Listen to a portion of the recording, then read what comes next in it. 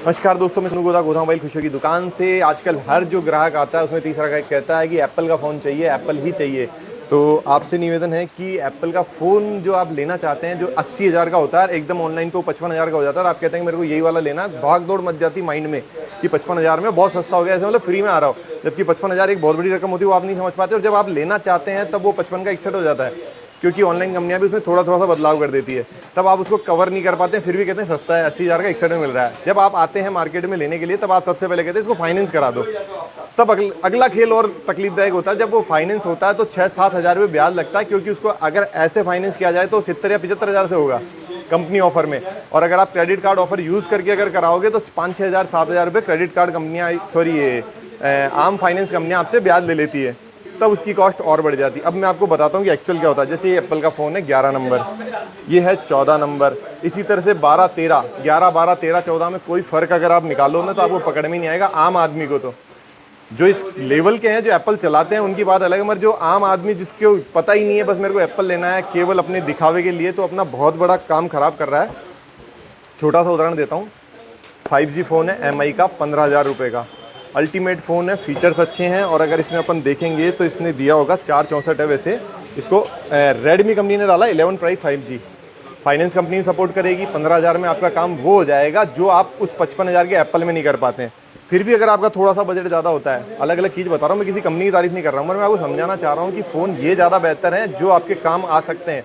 अगर आप उस एप्पल को लोगे तो नए इंटरनल मेमोरी बढ़ा सकते हो, 64 GB, 128 GB आपकी लिमिटेशन है, वो भी कब भरेगी। और उसके बहुत सारे नियम शर्तें भी हैं, मगर आप 50-55 हज़ार से नीचे एप्पल का कोई फ़ोन नहीं ले पा रहे हैं।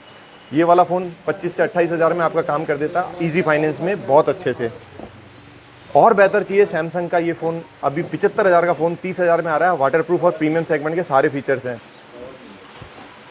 सैमसंग ने डाला है 53,000 में ये फ़ोन, जिसमें 20,000 का डिस्काउंट डाल के ये ऑफ़र डाला है।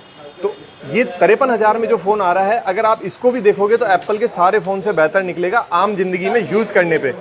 एप्पल का काम बिल्कुल अलग होता है, अलग चीज़ है, अलग कैटेगरी के लिए बनता है। तो आप अपनी थोड़ी सी आंखें खोल करके चलोगे ना। एक और फ़ोन है बहुत प्यारा, उस कंपनी के फ़ोन OnePlus, 20,000 से लेकर के 70,000 की रेंज में आपके सारी चीज़ों की पूर्ति करता है। इसी तरह से Realme भी कर देगा। और इन सब पे आपको आसान फाइनेंस बिना ब्याज हो जाएगा। तो बहुत सारी चीज़ों को आप समझो। आप बच्चे जो जिद करके बैठ जाते हैं कि बस 55,000 खर्च करने हैं, 60,000 खर्च करने हैं, उनको पता नहीं है कि इस पर लेने के बाद में क्या है, बस एक हाँ फ़ोटो खिंच रही है। फ़ोटो भी नॉर्मल वे में ज़्यादा अच्छी नहीं आती। एप्पल के जो फ़िल्टर्स हैं वो इनके फ़िल्टरों के पीछे हैं, फ़ोटोग्राफ इनके पीछे हैं। मतलब ये इतना बेहतर फ़ोटो नहीं खींचता जितना सैमसंग खींच देता है इसी बजट में। उससे भी बेहतर आपका वीवो खींच देता है। और बहुत सारे काम हो जाते हैं, मेमोरी कार्ड लग जाता है, रेस्ट्रिक्शंस नहीं होते हैं, बहुत सारी चीज़ें। अगर आप थोड़ा सा गौर करिए इस बात को, किसी कंपनी के ब्रांड मोनोग्राम के पीछे न भागने के साथ आप अपनी ज़रूरत की चीज़ें खरीदिए, जितनी आवश्यकता है। 10,000 से 15,000 में बढ़िया बढ़िया फ़ोन बनते हैं। उन फ़ोनों से आपके सारे काम अच्छे होते हैं। दूसरी एक और ख़ास बात बता दूं, 20,000 तक के फ़ोन की उम्र 1 साल 2 साल ज़्यादा होती है।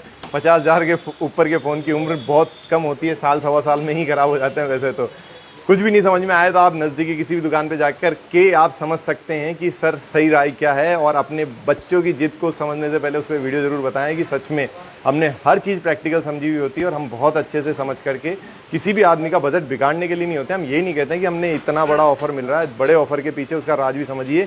इतने पैसे कम करके जो आपको देना चाह रही है कंपनियाँ, वो ऐसा नहीं होता। कहीं ना कहीं कुछ ना कुछ उसकी MRP को बड़ी बता करके छोटा कर दें, जबकि वास्तविकता में मार्केट में उसकी वैल्यू वही होती है। धन्यवाद दोस्तों। इसी तरह से कुछ ना कुछ अगर अच्छा लगेगा तो मैं बताता रहूँगा। धन्यवाद।